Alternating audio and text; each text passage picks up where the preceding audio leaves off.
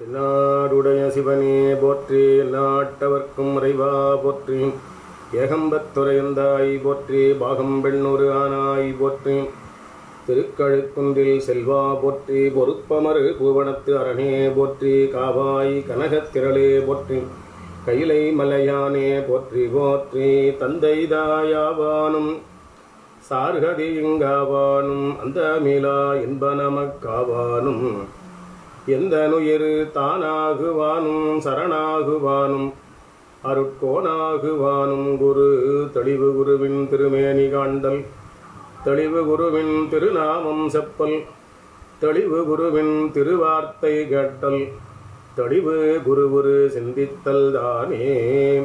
அருட்குருநாதர் திருவடிகள் போற்றி போற்றி.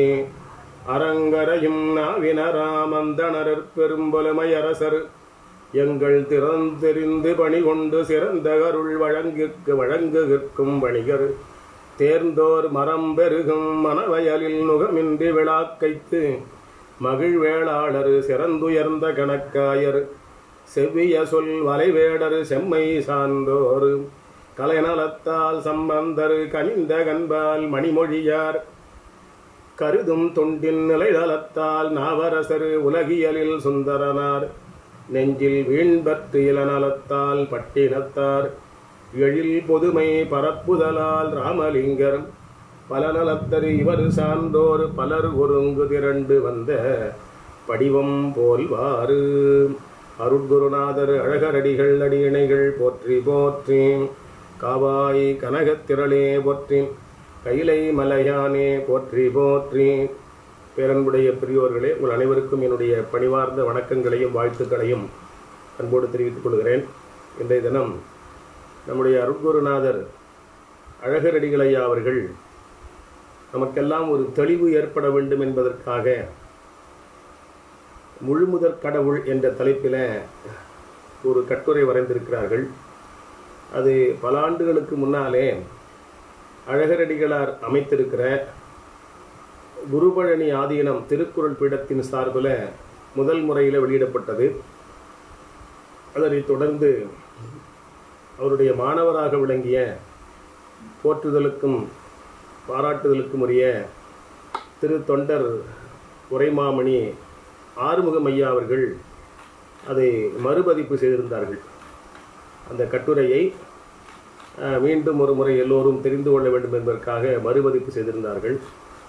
அது அவர்கள் தமிழ்ச்சைவ பேரவை என்ற ஒரு அமைப்பை வைத்துக்கொண்டு அதன் மூலமாக பல பணிகளை அழகரடிகளால் விட்டு சென்ற சில பணிகளை எல்லாம் தொடர்ந்து செய்து கொண்டிருந்தார் அவர் காலம் வரையில்.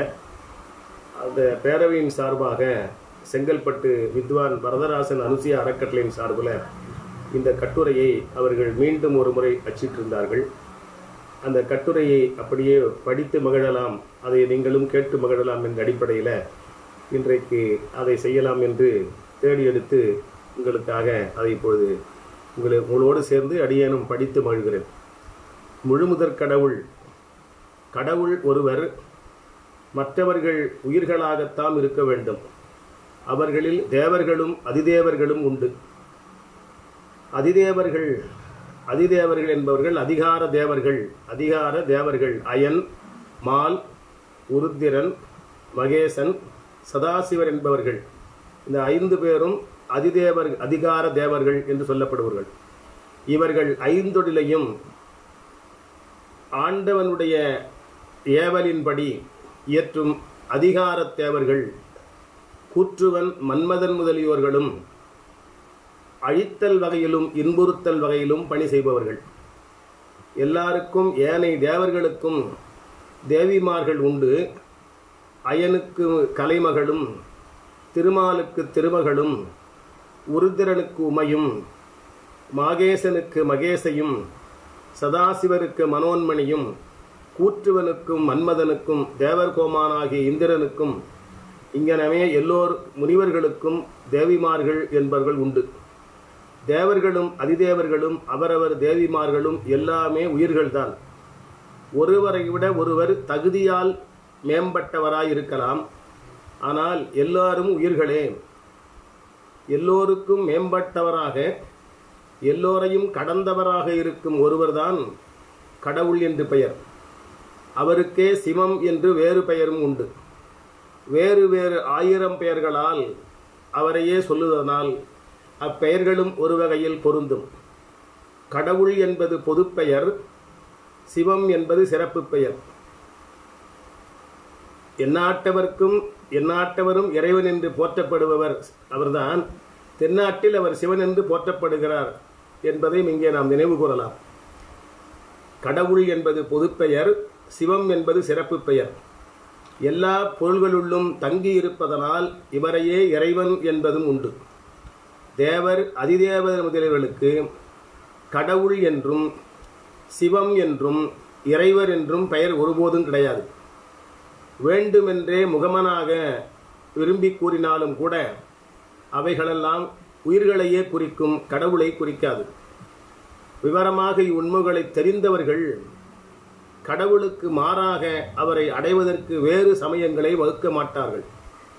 கடவுளை ஒப்புக்கொள்ளாதவர்களை பற்றி இங்கே நாம் பேசவில்லை.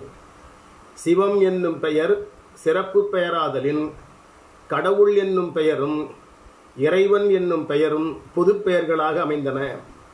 இவ்விரண்டும் ஒன்று கடந்து உள்ளதையும் மற்றொன்று பொருள்களெங்கும் பொருந்தி இருப்பதையும் குறிப்பதாகும். கடவுள் என்பது கடந்து உள்ளதை குறிக்கும், இறைவன் என்பது பொருள்கள் எங்கும் பொருந்தி இருப்பதை குறிக்கும்.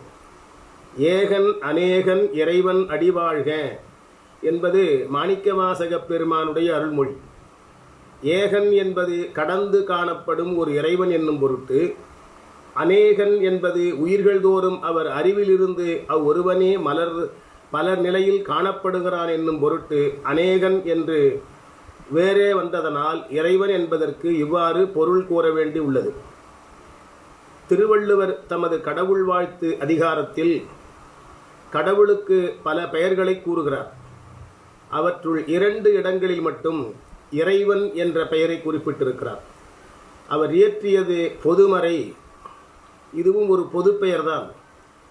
அதில் ஒன்று இருள் சேர் இருவினையும் சேரா இறைவன் பொருள் சேர் புகழ் புரிந்தார் மாட்டு என்றும், பிரிதொன்றில் பிறவி பெருங்கடல் நீந்துவர் நீந்தார் இறைவன் அடி சேராதார் என்றும் வருகின்றது.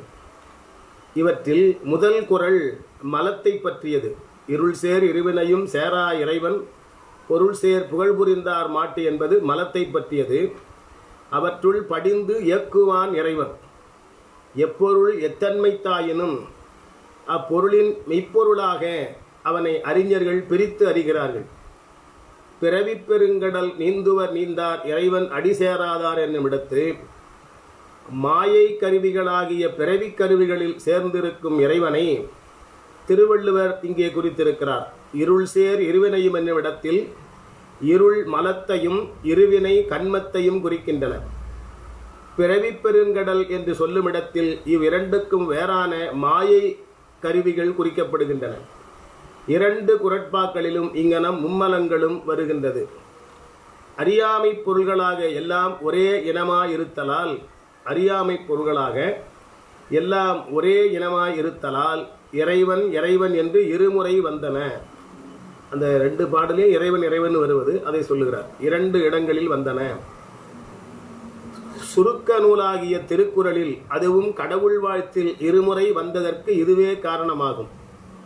இந்த 2 குறள்களில் அது முதல் அதிகாரத்தில் வருகிறது. 2 இடங்களில் ஒரு முதல் அதிகாரத்தில் வருவதனால இது கூறியது கூறல் என்பது போல இல்லாமல் அது இருமுறை வந்திருப்பது அறியாமை பொருள்களாக எல்லாம் ஒரே இனமாய் இருத்தலால் இறைவன் இறைவன் என்று இருமுறை வந்தது. சுருக்க நூலாகிய திருக்குறளில் அதுவும் கடவுள் இருமுறை வந்ததற்கு இதுவே காரணம். எல்லாம் அறியாமை பொருள்களாதலால் அவற்றில் பொருந்தி இருக்கும் கடவுள் இறைவன் எனப்பட்டான். சிவன் என்னும் பெயர் சைவ சமயத்தின் சிறப்பு பெயர். சிவத்தொடு சம்பந்தம் சைவமாயிற்று. சைவத்தை ஒரு சமயம் என்பது முகமன். அதை ஒரு சமயம் என்று சொல்லக்கூடாது, அது ஒரு முகமுக்காக சொல்லப்படுவது. உள்ளபடி அது சமயம் என்று சமயங்களை 24 என்று பிரிப்பர். சமயங்களை 24ஆக பிரிப்பர். அவை ஒவ்வொன்றும் இயற்கையை படிப்படியாக ஆராய்வன. சைவம் அந்த இயற்கை படிமுறைகளை எல்லாம் தன்னுள் கொண்டு அவற்றிற்கு மேலாக கடந்த கடவுளை சிவம் என்னும் சிறப்பு பெயரால் அழைத்து அடையும் சமயம் கடந்த நிலை சமயங்களுக்கு சமயமாகவும் சமயம் கடந்த வீட்டு நிலையாகவும் சைவம் விளங்குகிறது. இக்காலத்தில் இதனை இந்து சமயம் என்கின்றனர். பண்டு இப்படி வழக்கு இல்லை. பழங்காலத்தில் இந்து சமயம் என்கிற வழக்கு இல்லை. சிவநெறி என்றே இருந்தது. அதில் சிவம் என்னும் சிறப்பு பெயர் இருக்கிறது. சிவம் எனும் நாமம் தனக்கே உரிய செம்மேனியம்மான் என்பது சமயாசிரியருடைய வாய்மொழி. மற்ற பெயர்கள் முதல்வனையே குறித்தால் கூட சிவம் என்ற பெயருக்கு அந்த பெயர்களெல்லாம் ஈடாக மாட்டார். ஒன்று தான் எப்போதும் உயர்வாயிருக்கும். ஒன்று எப்பொழுதுமே ஒன்றுதான் உயர்வாயிருக்கும். கடவுளை ஒருவன் என்பது கூட அவன் மட்டும் உயர்ந்திருப்பதனாலேதான். இது பற்றினால்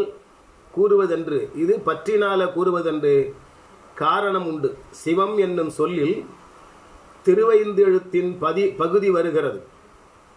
சிவம் என்ற சொல்லில் திருவைந்தெழுத்தினுடைய ஒரு பகுதி வருகிறது. இது முதல் காரணம். இரண்டாவது காரணம், அதற்கு எல்லாம் நல்ல கருத்துக்களும் உண்டு. மற்ற பெயர்களுக்கு அப்படி எல்லா நல்ல கருத்துக்களும் இல்லை. கருத்துக்கள் எல்லாம் வழக்கில் வந்தவை. நூல்களை பார்த்தால் அது தெரியும். மங்களம், அழியாமை, உண்மை, செம்மை, தலைமை, நன்மை முதலியன அதன் பொருள்களாகும். கடவுள் நல்லவராதலின் அவருக்கு பெயராய் அமையக்கூடிய சொல் இவ்வாறு நல்ல கருத்துக்கள் பலவற்றை உடைய ஒரு மங்கள பெயராகின்றது.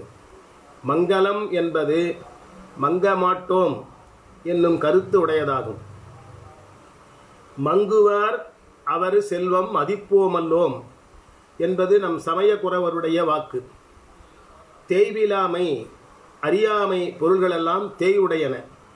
அறியாமை பொருளெல்லாம் ஒரு நிலையிலே தேயும். முன்னோர் இப்பெயரை எப்படியோ கண்டு வழக்கப்படுத்தி நமக்கு வழங்கியிருக்கிறார்கள். நாம் அவர்களுக்கு நன்றியுடையவர்களாய் இருக்க வேண்டும். நாளும் வழங்கி வர வேண்டும். சிலர் அதற்கு மாறாக வேறு 1000 பெயர்களால் கடவுளை அழைக்க முற்படுகிறார்கள். எல்லாம் அந்த சொற்களெல்லாம் ஒரு வகையில் பொருந்துமாகும் என்றாலும் அவை நிறைமொழி என்று கூறப்பட முடியாது. அவை மறைமொழியும் ஆகாது. அவைகளெல்லாம் அந்த சிவம் என்ற சொல்லுக்கு மாறாக சொல்லப்படுகிற எந்த சொல்லும் கடவுளுக்கு பொருந்துமா என்றால் ஒரு வகையில் பொருத்தமானாலும் அது நிறைமொழியும் ஆகாது, அது மறைமொழியும் ஆகாது. முழுமுதற் கடவுள் எல்லாம் வல்லவர். முழுமுதற் கடவுள் எல்லாம் வல்லவர். பிறப்பு இறப்பு என்பதே இல்லாதவர். மும்மலங்களும் அற்றவர். கருணை மிக்கவர். ஆணும் பெண்ணுமாய் இரண்டும் சேர்ந்த இயல்பினராய் ஒருவராய் உள்ளவர். எல்லாம் அறிபவர். முன்னும் பின்னும் ஒருங்கு தெரிந்தவர். உருவம், அருவம் என்ற 3 நிலைகளும் அல்லாதவர்.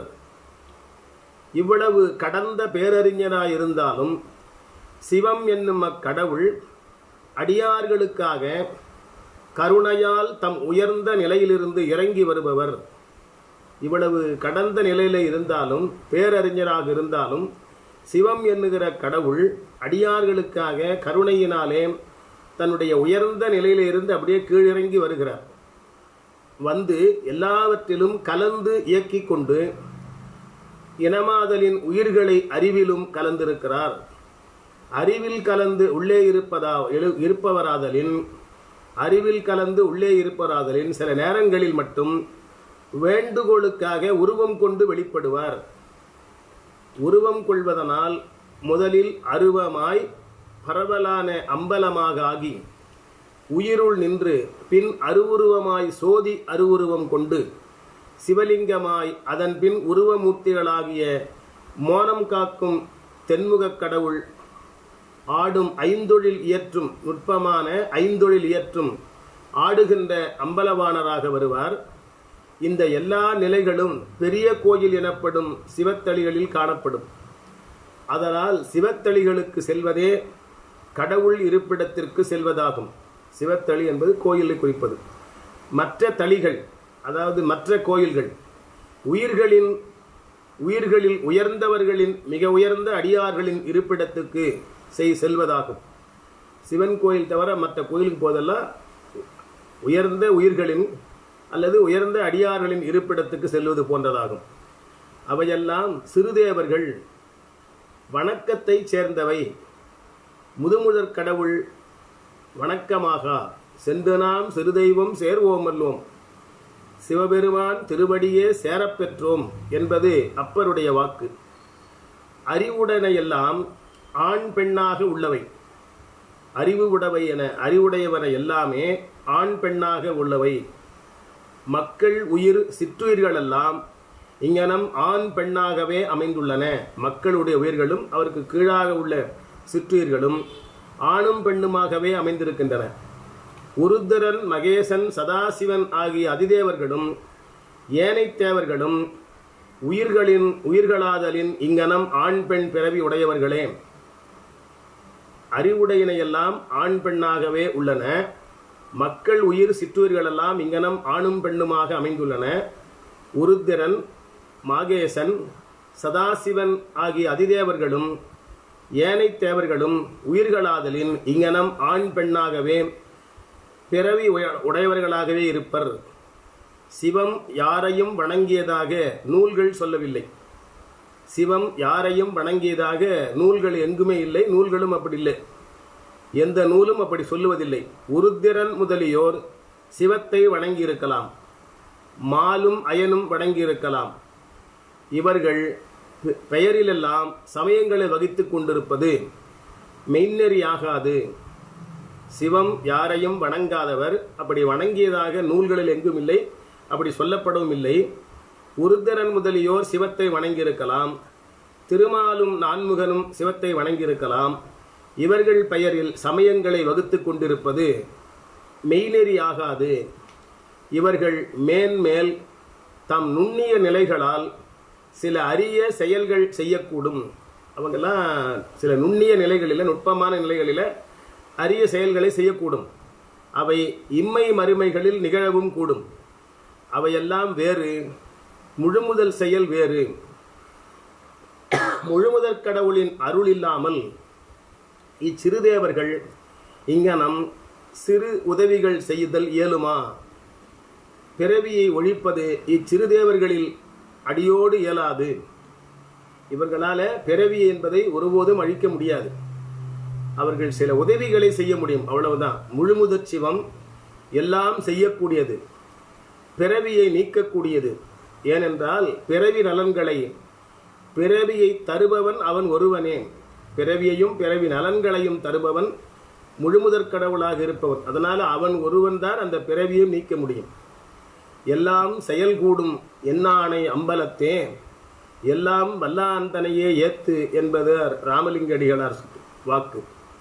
எல்லாம் வல்லாந்தனையே ஏத்து என்னும் அவர் திருமொழியை அனைவரும் கடைப்பிடித்தல் நன்று. இனி அடியார்கள் என்பவர்களும் உயிர்களே. ஆயினும் தேவர்கள் அதிதேவர்கள் எல்லாரையும் விட மேம்பாடானவர்கள். அவர்கள் உலகப்பற்றும் தொழில் பற்றும் எல்லா பற்றும் அற்றவர்கள். ஞான உணர்வு, அதாவது கடவுள் உணர்வு ஒன்றே குறியாய் உடையவர்கள். கடவுளை சிவம் என்று சொல்லுதலால் ஞான உணர்வை சிவஞானம் என்று சொல்லுவதுண்டு. சிவம் என்ற சொல்லுக்கு மெய் என்னும் பெயராதலின் மெய்யுணர்வு என்றும் சொல்லலாம். அன்பர்களில் சிலர் பொதுமை, அதாவது சமரசம் என்று கூறிக்கொண்டு எல்லாம் ஒன்றே என்று சொல்லி வருகின்றனர். அப்படி சொல்லுவது மறைப்பம்மை நினைந்து, எல்லாம் மறைப்பம்மை நிலை, திரோதான சக்தி என்பது கருத்து. அப்பன் நிலை அங்கனமன்று. பொது நீக்கி தனை நினைய வல்லார்க்கு என்றும் பெருந்துணை என்பது அப்பர் பெருமானுடைய திருவாய்மொழி. அந்த உயர்ந்த நிலை அடைந்தவர்க்குத்தான் தெய்வம் எல்லாவற்றிலும் கலந்திருத்தலால் அத்தெய்வம் அம்மையை நினைத்து எல்லாம் ஒன்று என்பது பொருந்தும். மற்றபடி எவையும் ஒன்றைவிட ஒன்று மேலானதாகவும், ஒன்றைவிட ஒன்று நுட்பமானதாகவும், ஒன்றைவிட ஒன்று தூய இன்பமுடையதாகவும் இருப்பதே இயல்பு. அந்த நிலையை தெரியாதவர் முன்னேறுதலும் தெளிதலும் இல்லை. எல்லாம் ஒன்று என்பது பொய்யாகவும் எல்லாவற்றிலும் கலந்திருக்கும் இறை ஒன்று என்பதே தெளிவான மெய். தெய்வம் எல்லாவற்றிலும் கலந்திருப்பது உண்மைதான் தவிர அதுவும் சமயமாய் கலந்திருப்பதில்லை. அவற்றின் இயல்புக்கு ஏற்றபடி பல வகையாக கலந்திருக்கின்றன. எந்த பொருளும் உலகத்தில் சமமில்லை. எல்லாவற்றிற்கும் உயர்வு தாழ்வுகள் உண்டு என்றாலும் எதனையும் நாம் இகழலாகாது. எல்லாம் ஒவ்வொரு பயனுக்காக உள்ளன. உயிர்கள் அவை கொண்டு ஒவ்வொரு நிலையிலும் முன்னேற வேண்டியவை. முன்னேறியவர்களை முன்னேறியதற்காக பாராட்டுதலும் முன்னேற வேண்டியவர்களை அவர்கள் முன்னேற்றுவதற்காக ஊக்கப்படுத்துதலும் அறவோருடைய இயல்பு. நல்வினையால் வரும் இன்பம் சிற்றின்பம். இன்பம் என்னும் பெயரால் அது முகமனாக உரைக்கப்பட்டது. மற்றபடி இன்பம் என்பது அற உணர்வால், அதாவது மறை உணர்வால், ஞான உணர்வால், கடவுள் உணர்வால் உண்டாவதாகும். அது அம்மையப்பரை சேர்ந்த முழுமுதல் இன்பம். அவரவர் வீரம் கருதியும் அரும் செயல் கருதியும் பெருமைகள் கருதியும் சிலருடைய பிடிவாதம் கருதியும் கடவுள் நிலையில் மக்கள் நிலையை கருதுவது உண்டு. அடியார்கள் அங்கனம் ஒருபோதும் கருத மாட்டார்கள். வேறு வேறு சிறுதேவர்கள் மேல் பக்தி உடையவர் எல்லோரும் முழுமுதற் கடவுளின் அடியார்களாக மாட்டார்கள். வேறு வேறு சிறு தேவர்கள் மேல் பக்தி உடையவர்கள் எல்லோரும் முழுமுதற் கடவுளின் அடியவர்களாக ஆக மாட்டார்கள். இது நம்முடைய சமய குறவர் நால்வரின் நிலை. அம்மையும் அப்பனும் எஞ்ஞான்றும் ஒன்றாய் இணைந்திருப்பவர்களே ஆதலால் அவர்களை அந்நால்வரும் பிரித்து பாடுதலே இல்லை. பல்லாயிரக்கணக்கில் அவர்கள் பாடல் வெளிப்பட்டிருந்தாலும் ஓரிடத்திலாவது அம்மையை தனித்து பாடியதில்லை. சேர்ந்தே இருந்தாலும் அம்மை என்றும் கன்னியே, இறைவன் எஞ்ஞான்றும் யோகியே. உருவம் இல்லாமையாலும் இயல்பாகவே பெரிதும் மலம் அற்றவர்களாதலாலும் அவர்கள் சேர்க்கையும் நிலைமையும் காமம் இல்லாதவை. அவர்கள் பிணைப்பு இயல்பான பிணைப்பு, அருள் வண்ணமானது. காமனை எரித்து அம்மையின் அணைப்பு கொண்டமை ஒரு தெய்வ நிலை. நல்லூர் பெருமணத்தான் நல்ல யோகத்தால் யோகத்தையே புரிந்தானே என்பதும், நல்லூர் பெருமணத்தான் நல்ல யோகத்தால் யோகத்தையே புரிந்தானே என்பதும், கண்ணிறைந்த விழியின் அழலால் வரு காமன் உயிர் வீட்டி பெண்ணிறைந்த ஒருபால் மகிழ்வெய்திய பெம்மான் என்பதும் திருஞான சம்பந்த சுவாமிகளின் அருள்மொழிகள். மங்கையை கெழுவின யோகியர் என்பது அப்பருடைய அருள்மொழி. மங்கையோடு இருந்தே யோகு செய்வானே என்பது திருவிசைப்பா. பிள்ளையாரும் முருகனும் அம்மையைப் போலவே சீகண்டருத்திரரின் கூறுகளாவர். பிள்ளையாரும் முருகனும் அம்மையைப் போலவே சீகண்ட உருத்திரரின் கூறுகளாகும். அவர்கள் ஏனைய உயிர்களைப் போன்றவர்கள் அல்லர். இருந்தாலும் அவர்களும் பகுதிகளாவர் அன்றி முழுமையல்லர். ஆதலால் அம்மையைப் போலவே அவர்களையும் நால்வர்கள் தனித்து பாடியதில்லை. அப்படி பாடவும் மாட்டார்கள். அவர்கள் சிறந்தவர்களே ஆயினும் உயிர் வகையைச் சேர்ந்தவர்களே. உயிர்களையா அவர்கள் பாடுவார்கள்? முழுமுதற் கடவுள் வழிபாடு அத்தகைய பெரிய நிலை எல்லோருக்கும் இன்றியமையாததாகும். சிவஞான உணர்வுடையோர் எல்லோரும் சிவத்தின் செயல் என்று எண்ணிக்கொள்வர். பிள்ளையார் முருகன் தோற்றமும் சீகண்ட ருத்திரிடமிருந்து தோன்றினவாயினும் சிவத்தின் தோற்றமே என்றும் கருதுவர். முழுமுதற் பெருமான் திருவுள்ளம் பற்றாததை ஒருகாலும் அடியார்கள் எண்ண மாட்டார்கள்.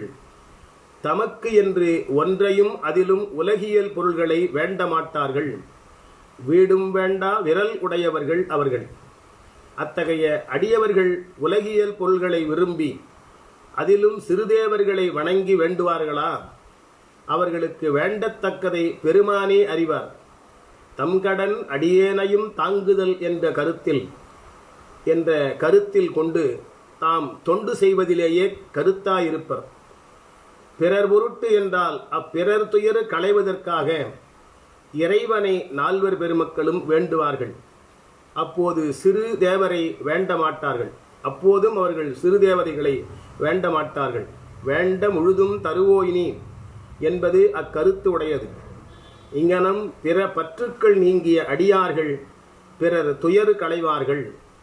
சிவநெறி என்பது இந்நாட்டின் தொன்மையான ஒரு நெறி.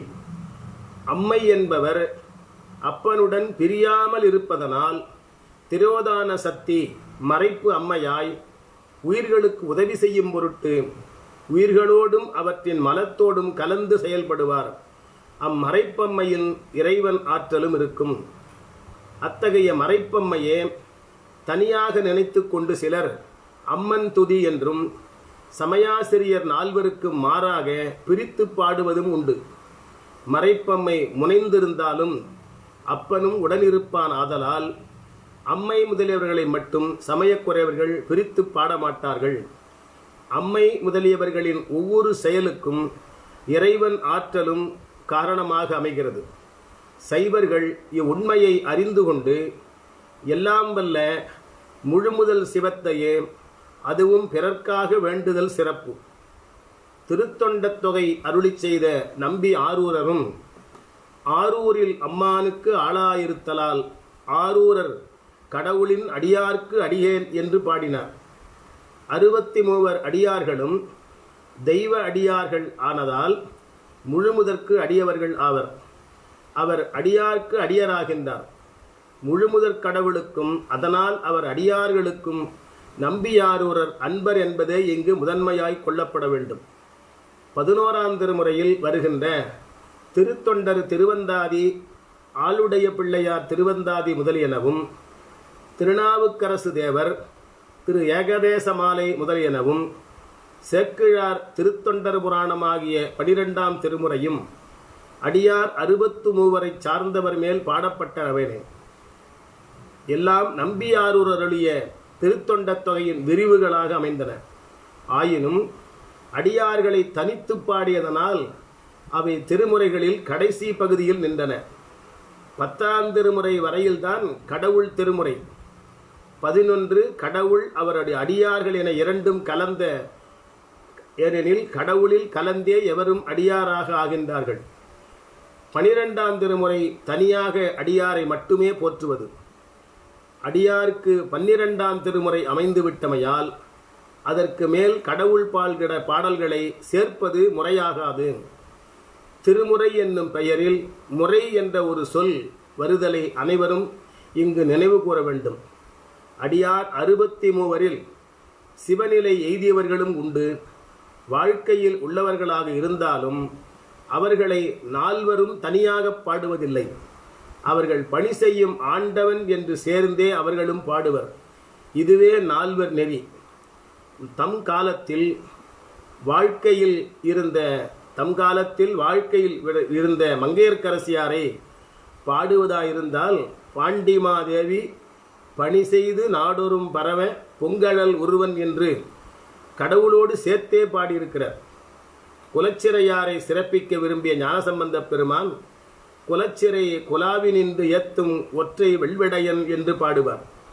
மங்கையர்க்கரசி வளவர்கோன் பாவை வரிவளை கைமட மானி பங்கையச் செல்வி பாண்டிமாதேவி பணி செய்து நாள்தோறும் பரவ பொங்கழல் ஒருவன் பூதநாயகன் நாள் வேதமும் பொருள்களும் அருளி அங்கையற்கண்ணி தன்னொடும் அமர்ந்த ஆலவாய் ஆவதும் இதுவே என்றும், வேற்றவே அடியார் அடிவிசை வீழும் விருப்பினன் வெள்ளை நீர் அணியும் கொற்றவன் தனக்கு மந்திரியாய குலச்சிறை குலாவினின்று ஏத்தும் ஒற்றை வெள்விடையான் உம்பரார் தலைவன் உலகினில் இயற்கையை ஒழிந்திட்டு அற்றவர்க்கு அற்ற சிவன் உரைகின்ற ஆலவாய் ஆவதும் இதுவே என வரும் திருவாய்மொழிகளை காண வேண்டும். பிள்ளையாரையும் முருகரையும் பாட விரும்பியவர்கள் இடர்கடி கணபதிவர அருளினன் என்று தொடங்கி வலிவலம் உரை இறையே என்று முடிக்கிறார்கள். நங்கடம்பனை பெற்றவள் பங்கினன் என்று திருவாய் மலர்ந்து அருளுதலும் இன்று நாம் சிந்தித்தற்குரியது. கடம்பன், முருகன், பெற்றவள், உமை, பங்கினன், உமையம்மையை பாகமாக உடைய பெருமான். அடியார்களானாலும் பிள்ளையார், முருகர், அம்மை போன்ற கூறுகள் ஆனாலும் கடவுளிடத்தில் கொண்டு போய் முடிப்பதையே அவர்கள் பாடல்களில் நாம் காண முடியும். பிள்ளையார், முருகன் முதலியோர் சீகண்டருத்தரின் கூறுகளாதலின் முழுமுதற் சிவத்தின் கூறுகள் அல்லர். முழுமுதற் சிவம் என்பது அம்மையப்பரே முழுமுதற் சிவம். உமை என்பவர் இந்த அம்மை அல்லர். உமை அருவம், உருவம் அருவுருவம், அருவுருவம் கடந்த முழுமுதல் அம்மை என்பவர் கற்பனை கடந்த சோதி. பிள்ளையார், முருகர் முதலியோர் சீகண்டருத்தரின் கூறுகளாதலின் முழுமுதல் சிவத்தின் கூறுகள் அல்லர் அவர்கள். முழுமுதற் சிவம் என்பதும் அம்மையப்பரையே குறிக்கும். உமை என்பவர் இந்த அம்மை அல்லர். உமை அருவம், உருவம் அருவுருவம், அருவுருவமும் கடந்த முழுமுதல் அம்மை என்பவர் கற்பனை கடந்த சோதி. கடவுளை அடைவது என்றால் உயிர்கள் தம் மலம் கடந்து இயல்பு கொள்ளும் வகையில் இறைவன் அடிசேர் உணர்வை அடைதல். உலகு இயற்கையை ஆராய்ந்து இதற்காக பல சமயங்கள் எழுந்தன.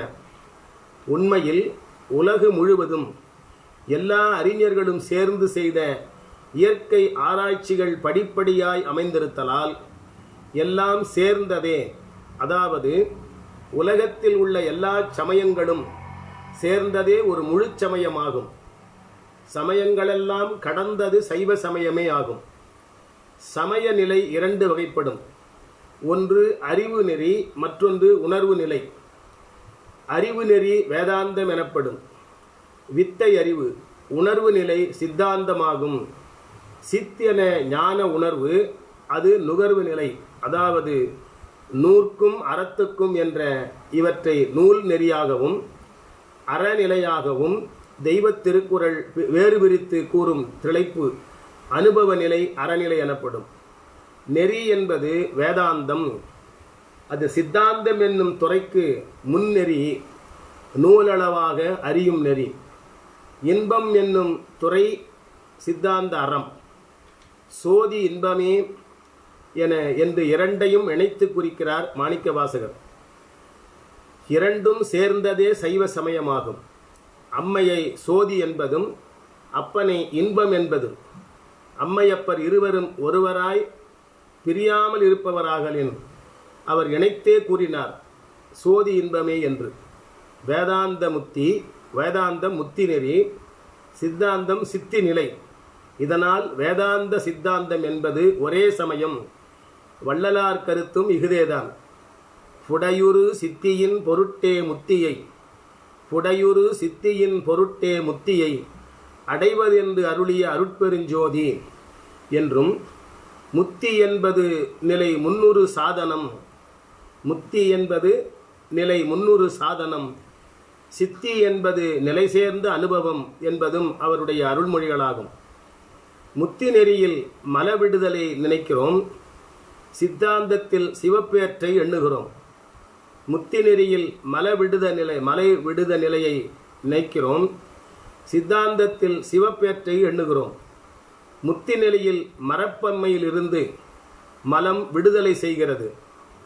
முத்தி நிலையில் மறைப்பம்மையிலிருந்து மல விடுதலை செய்கிறது. சித்தாந்தத்தில் அருளம்மையிலிருந்து சிவத்தோடு கூடிய அம்மையாயிருந்து உயிரை சிவத்தினிடம் சேர்த்து இன்பத்தை செய்கிறது. இது வேறுபாடு. அம்மையே ஒன்று இரண்டாய் பிரிந்து ஒன்று உலக விரிவிலும் இன்னொன்று சிவநிலையிலும் உதவுகிறது.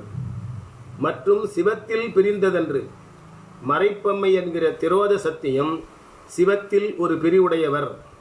முருகன் முதலிய தெய்வ பிரிவுகளுக்கு 2 சக்திகள் அமைந்திருப்பது ஒன்று உடனாகவும் ஒன்று உலகங்களோடும் கலந்திருக்கும்.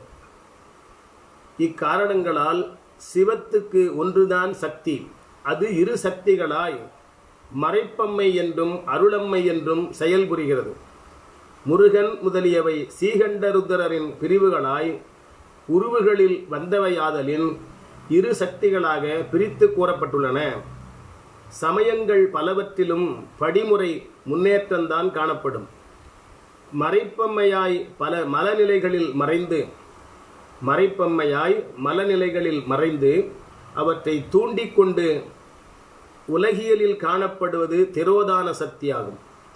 திருமால் நெறி என்பது மாதொரு பாகம் மாலொரு பாகம் என்பதன் கருத்தும் அதுதான். திருமால் நெறி என்பதும் மாதொரு பாகம் மாலொரு பாகம் என்ற கருத்தும் அதுதான். அம்மையப்பரா இன்பம் செய்வது முடிந்த நிலையில் சிவநிலையாகும். அப்போது சிவத்துடன் அம்மை ஏய்ந்திருக்கிறது. எப்போதும் அப்படித்தான் இருக்கும். பிற்காலத்தில் திருமால் நெறி என்பது தனி ஒரு நெறியாக சிலரால் வகுத்து கொள்ளப்பட்டது. அது முழுமுதற் கடவுளையே குறிப்பதனால் அம்மையை குறிக்கும். மற்ற மூவரில் ஒருவராகிய திருமாலை பற்றிய குறிப்பு திருமால் நெறி என்றும், உருத்திரனை பற்றிய குறிப்பு சிவநெறி என்றும் உருவ நிலைகளில் வேறாக எண்ணப்பட்டு விட்டன. எல்லா திருமால் கோவில்களிலும் கருவறையிலும் உருவ வடிவாகவே திருமால் இருத்தலும், எல்லா சிவாலயங்களிலும் அதாவது சிவத்தளிகளில் கருவறையிலும் அருவுருவமாகவே சிவலிங்கம் இருத்தலும் இவற்றில் வேற்றுமையை மேல்மேல் நுட்பத்தையும் நமக்கு உணர்த்துகின்றன. உருத்திரன் என்பவர் கையிலையில் இருக்கும் சீகண்ட ருத்திரர் மலைக்கொழுந்து. திருமால் என்பவர் வைகுண்டத்தில் இருக்கும் திருமாலாவார். வைகுண்டம் குண்டமாய் வைகுவதாகிய கடலிலாதலின் திருமால் கடல் கொழுந்தாவார். இவர்கள் இருவரும் சிவத்தின் ஆணையின் மேல் அழிப்பு தொழிலிலும் காப்பு தொழிலும் நிகழ்த்துவோர்கள். இருவரும் சிவத்தின் ஏவலர்கள், அதாவது கடவுளுடைய ஏவலர்கள். முழுமுதல் தலைவனாகிய அம்மையப்பர் என்னும் சிவபெருமான், முழுமுதல் தலைவராகிய அம்மையப்பர் என்னும் சிவபெருமான் படைத்தல், காத்தல், அழித்தல், மறைத்தல், அருளல் என்னும் ஐந்தொழிலும் அவரவர் மூலம் செய்விப்பவர். திருமாலை விட சீகண்ட உருத்திரர் பேராற்றல் வாய்ந்தவராவார். திருமாலை விட சீகண்ட ருத்திரர் பேராற்றல் வாய்ந்தவராவார். அந்த இருவரையும் பற்றிய ஆற்றல்களை நூல்கள் எடுத்து காட்டும் சிலவற்றை இங்கே நாம் குறிப்பிடலாம். இந்த ஆற்றல்களை முழு முதல்வன் வல்லமைகளாக நினைத்துக்கொண்டு இரு நெறிகளும் கூறும். இவ்விரண்டுக்கும் மூலம் சிவத்தின் வல்லமைகளே அன்றி வேறு இல்லை. திருமால் கருவில் ராமனாகவும் கண்ணனாகவும் பிறந்து அவதாரங்கள் எனப்பட்டு அரக்கர்களோடு போர் புரிந்து வென்றவர் என்பது செய்தி. திருமால் கருவில் ராமனாகவும் கண்ணனாகவும் பிறந்து அவதாரங்கள் எனப்பெற்று அரக்கர்களோடு போர் புரிந்து வென்றவர் என்பது செய்தியாக இருக்கிறது. சீகண்ட உருத்திரர் அவர்போல் பிறவியில் வாராமலே தம் நிலையில் இருந்து அரக்கர் முதலியோனரை மாய்த்தவர் என்பது சைவர் கருத்தாகும். வீரம் 8 என்று அவை போற்றப்படும். அவை நிகழ்ந்த இடங்களாக கொள்ளப்படும் தலங்கள் வீரட்ட தலங்கள் எனப்பட்டன. தக்கன் வேள்வியில் திருமால் முதலிய தேவர்களெல்லாம் சீகண்ட ருத்திரர் வல்லமையால் அழிக்கப்பட்டனர். தக்கனுடைய வேள்வியில் திருமால் முதலிய தேவர்களெல்லாம் சீகண்ட ருத்திரர் வல்லமையினாலே அழிக்கப்பட்டவர்கள். சீகண்ட ருத்திரர், மாகேசர், சதாசிவர் முதலிய உடலை அழிக்கும், உயிர் உணர்வை மறைக்கும், மறுபிறவிக்கு வேண்டுவன அருளும் இத்தலைவரெல்லாம் மண்ணில் வந்து பிறவா நிலையினர். சீகண்ட ருத்திரர், மாகேசர், சதாசிவர் முதலியவரெல்லாம் மண்ணில் வந்து பிறவா நிலையினர். அவர்கள் உடலை அழிப்பவர்கள், உயிர் உணர்வை மறைக்கும், மறுபிறவிக்கு வேண்டுவன அருளும் இத்தலைவர்கள். திருமால் அயன் முதலியோரெல்லாம் மண்மிசை பிறக்கும் நிலையினர். எண்ணிலி பிரமர்கள் மண்மிசை மால்பலர் மாண்டனர்கான் தோல்நோக்கம் என்பார் மாணிக்கவாசகப் பெருமான். ஒருகால் ஒரு மாலும் ஒரு நான்முகனும் தாமே வேதத் தலைவர்கள் என்று தம்முள் செருக்கிக் கொண்டனர். ஒருகால் ஒரு மாலும் ஒரு நான்முகனும் தாமே வேதத் தலைவர் என்று தம்முள் செருக்கியிருந்தனர். சீகண்டருத்தருடைய அடியையும் முடியையும் அவ்விருவரும் தேட முற்பட்டனர். காரணம், அவர் அழலுருவாய் அவர்களிடையிலே தோன்றி நின்றமையாகும். சீகண்டருத்தரின் இந்த அழலுருவையும் இன்னது என்று மாலாலும் அயனாலும் காண முடியவில்லை. திகைத்து நின்றனர். பின்பு அவர்கள் அறியும்படி லிங்கோத்பவராக சீகண்டருத்திரர் அவ் அழல் நடுவில் அவர்களுக்கு மட்டும் தோன்றி விளங்கினார் லிங்கம் அழல் உருவம். சீகண்டருத்திரர் அதற்கு மேல் அப்பாற்பட்ட அவ்வுருவர். அவ்வுருவங்களில் ஓரளவு மேற்பட்ட தேவர், முற்றிலும் மேற்பட்டவர் சதாசிவர் ஆவர். சிவத்தளிகள் எல்லா தேவர்களும் அடியார்களும் உள்ள பெரிய சிவக்கோயில் திருச்சுற்றில் இருப்பவர்கள். உருவ வடிவங்கள். கருவறையில் இருப்பது அருவுருவ அழல் என்றும் லிங்கம் அதற்கு எதிரில் இருக்கும். சிதம்பர ரகசியம் என்னும் அருவ நிலையில் அம்பலவாணர் விளங்குவார். உருவம், அருவுருவம், அருவம் என்னும் 3 வடிவ நிலைகளுக்கும் அப்பாற்பட்டவரே கற்பனை கடந்த சோதி என்னும் அம்மை நிலை. அவர் கருகிய திரோத அம்மையின் தோற்றங்களே ஆகும். அருவ வடிவில் தோன்றும் சிவம், சக்தி, நாத, விந்து பிரிவுகளும் ஓரளவு அருவுருவை சேர்ந்தே இரண்டும் இயைந்த சதாசிவம் லிங்கம் என்னும் தக்க அருவுருவ வடிவம். மாகேசன், சீகண்டருத்திரர் என்னும் உருவ வடிவங்களும் திருமால், நான்முகன் முதலிய முற்றிய உருவங்களும் அவரவர் உரையும் அவ்வ வடிவுகளான உலகங்களுமாகும். அந்த சோதி கருணையால் மூவகை உருவுகளிலும் வரும். அப்படி நிழலாடுவதே கருவறைக்கு பின்புறம் உருவநிலைக்கும் எழுந்தருளிய லிங்கோற்பவராவர். திருக்கோயிலே அம்மை நிலைதான். அந்த மறைப்பு அம்மைக்கு ஆற்றல் கொடுத்து கொண்டு அப்பாலுக்கு அப்பாலாய் நிகழும் அம்மையோடு கூடிய சிவமே முழுமுதற் கடவுள். அதையே அடியார் பெருமக்கள் நேசிப்பர். ராவணனை மாய்த்தது பற்றி இருவர் வல்லமையும் கூறுவதுண்டு. பல நாள் நேரில் போர் புரிந்து ராவணனை வென்றதுடன் அவன் சிவபக்தநாதலின் அப்பாவம் நீங்கும் பொருட்டு சீகண்டருத்திரரை லிங்கமாக பிடித்து வைத்து ராமேஸ்வரன் தலத்தில் ராமர் வணங்கினார் என்பது செய்தி. ஆனால் ராவணன் திருக்கையிலே மலையை தனது வல்லமையினால் தூக்கத் தொடங்கிய போது சீகண்டருத்திரர் தனது இடக்கால் பெருவிரல் நுனியினால் சற்றே அழுத்துதலும் ராவணனுடைய 10 தலைகளும் 20 கைகளும் உடம்பும் நெறிந்தன. அந்நிலையில் ராவணன் ஒடிந்த தனது ஒரு கை எலும்பில் நரம்பை கட்டி சீகண்டருத்திரரை பாடித் தொழுதான். அதற்கு மகிழ்ந்து அவனை மன்னித்து நாளும் வாளும் கொடுத்து அருள் புரிந்தார் என்பர். பல நாள் அதற்காக வில்லேந்திய ராமனைப் போல் அவர் போர் புரியவில்லை. முப்புறத் தலைவர்களாகிய அரக்கர்கள் மூவரையும் சிறிதே நகைத்து ஒரே அம்பு வீச்சில் ஆற்றல் ஒடுக்கியவர் அவர். ஆற்றலை அடக்கி அருள் புரிவதை தவிர கொல்வது அவருடைய இயல்பன்று. கொலை தவிர்த்த சைவர் அவர். இங்கனம் திருமாலின் ஆற்றலை விட சீகண்டருத்திரரின் ஆற்றல் மிக பெரியதாக கூறப்படும். இவ்வாறு பல. ஆதலால் சீகண்டருத்திரரும் திருமாலும் மூவரில் இவ்வாறு சிவத்துக்கு ஏவலராய் உள்ளனர். உலகம் முழுமுதற் கடவுள் வழிபாடாகிய சிவ வழிபாட்டில் திளைக்குமாக எல்லாம் சிவத்தின் ஆற்றலே. சைவத்தின் மேல் சமயம் வேறு இல்லை, அதில் சாறு சிவமாம் தெய்வத்தின் மேல் தெய்வம் இல்லனும் நான்மறை செம்பொருள் வாய்மை வைத்த சீதிரு தேவாரமும் திருவாசகமும் உய்வைத்தரச் செய்த 4 பொற்றாளியம் உயிர்த்துணையே. தென்னாடுடைய சிவனே போற்றி, நாட்டவர்க்கும் இறைவா போற்றி, ஏகம்பத்துரையந்தாய் போற்றி, பாகம் பெண்ணொரு ஆனாய் போற்றி, காவாய் கனகத்திரளே போற்றி, கைலை மலையானே போற்றி போற்றி, அருட்குருநாதர் அழகரடிகள் அடியிணைகள் போற்றி போற்றி. பேரன்புடைய பெரியோர்களே, இந்த அளவில் இன்றைக்கு இந்த கட்டுரையை நிறைவு செய்திருக்கிறோம் என்பதை தெரிவித்துக் கொண்டு அனைவருக்கும் என்னுடைய அன்பான வணக்கங்களையும் வாழ்த்துக்களையும் சொல்லி நிறைவு செய்கிறேன். நன்றி, வணக்கம்.